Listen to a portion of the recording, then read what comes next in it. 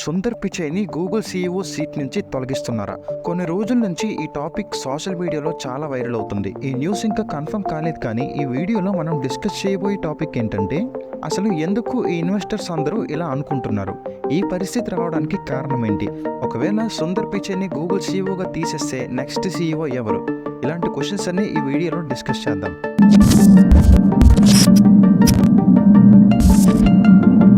2017లో గూగుల్కి Sundar Pichai CEO అయ్యారు. తన సీఈఓగా start అయినప్పుడు గూగుల్ కంపెనీ యొక్క ఆదాయం $74 మిలియన్.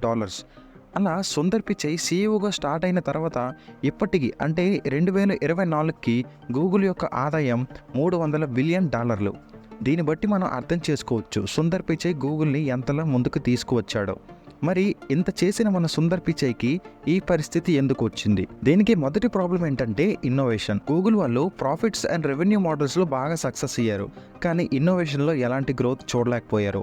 మీకు తెలుసా, గూగుల్లో మొత్తం 271 ప్రోడక్ట్స్ ఉన్నాయి, కానీ సడన్గా మీకు తెలిసిన కొన్ని గూగుల్ ప్రోడక్ట్స్ చెప్పండి అని అడిగితే Google Gmail, Google photos, Google drive తప్ప మనకి ఏమీ మైండ్కి రావు. మనం డైలీ యూజ్ చేసేది కూడా ఇవే.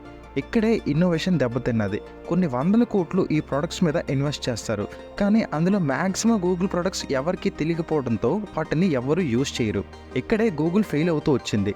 ఇదొక పెయిన్ పాయింట్ అయితే అంతకన్నా పెద్ద ప్రాబ్లం వచ్చింది. అదేంటంటే ఓపెన్ ఏఐ చాట్ జీపీటీ వచ్చినప్పటి నుంచి చాలామంది గూగుల్ని యూజ్ చేయటం మానేశారు.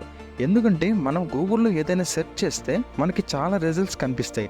అందులో మనం మన ఆన్సర్స్ కోసం ఒక్కొక్క లింక్ క్లిక్ చేసి వెతుక్కోవటం లాంటివి చేసేవాళ్ళం.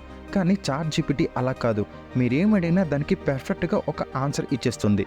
దీనివల్ల జనాలకి టైం సేవింగ్ అనేది చాలా పెరిగింది అండ్ వాళ్ళ స్పీడ్ ఆఫ్ వర్క్ కూడా ఇంప్రూవ్ అయింది.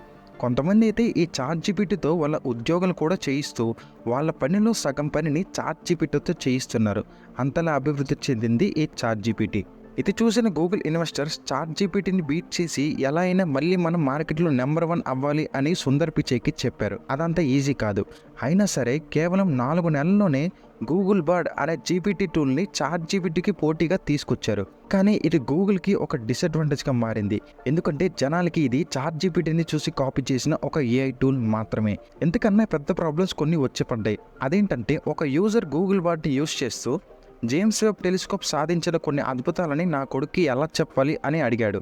దానికి గూగుల్ బర్డ్ ఇచ్చిన ఆన్సర్లో ఒక ఆన్సర్ మిస్టేక్ వచ్చింది. అదేంటంటే మన సోలార్ సిస్టంలో లేని గ్రహాలని జేమ్స్ వెబ్ టెలిస్కోప్ ఫోటో తీసిందని చెప్పింది. కానీ నాసా ప్రకారం ఒక టెలిస్కోప్ 2004లో మన సోలార్ సిస్టమ్కి అవుట్ సైడ్ ఉన్న ప్లానెట్ని ఫోటో తీసింది, కానీ అది జేమ్స్ వెబ్ టెలిస్కోప్ అయితే కాదు. సో ఇది రాంగ్ ఆన్సర్.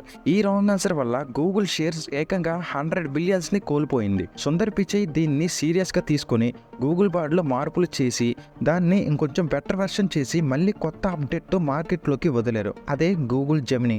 దీన్ని గూగుల్ జెమినై అని కూడా అంటారు. కానీ ఈ జెమినీ టూల్ గూగుల్ని ఇంకా లోతుకు తొక్కేసింది. చాలా కాంట్రవర్సీస్ని ఫేస్ చేసింది.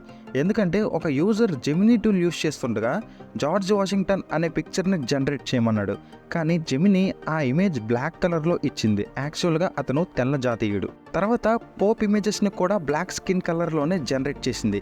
వైకింగ్స్ని, నాజీ సోల్జర్స్ని కూడా ఇలాగే నల్లగా చూపించింది. దీనివల్ల కాంట్రవర్సీస్ గూగుల్ పైన చాలా పెరిగిపోయాయి. అండ్ రీసెంట్గా మన ప్రధానమంత్రి ఒక నియంత అని కూడా చూపించింది. ఇది చూసిన మన గవర్నమెంట్ గూగుల్కి ఒక నోటీస్ పంపించింది. సో గూగుల్ వీటన్నిటికీ రెస్పాండ్ అయ్యి జెమినీ అనేది ఒక ఏఐ టూల్ మాత్రమే, ఇంకా డెవలప్మెంట్లో ఉంది, దీనికి సంబంధించిన ప్రాబ్లమ్స్ అన్ని ఫిక్స్ చేస్తున్నాం అని చెప్పారు. వీటి కారణంగా గూగుల్ ఆల్ఫాబెట్ షేర్స్ పడిపోయి $9.4 బిలియన్ నష్టం వచ్చింది. అండ్ ఇది చూసిన మన గూగుల్ ఇన్వెస్టర్స్ సుందర్ పిచైని తొలగించి సెర్జీనే మళ్ళీ గూగుల్ సీఈఓగా అనౌన్స్ చేసి రెస్పాన్సిబిలిటీస్ అన్ని తన చేతిలో పెడదామని అనుకున్నారు. సో దీనిపైన మీ అభిప్రాయం ఏంటి అన్నది కామెంట్స్లో తెలియచేయండి.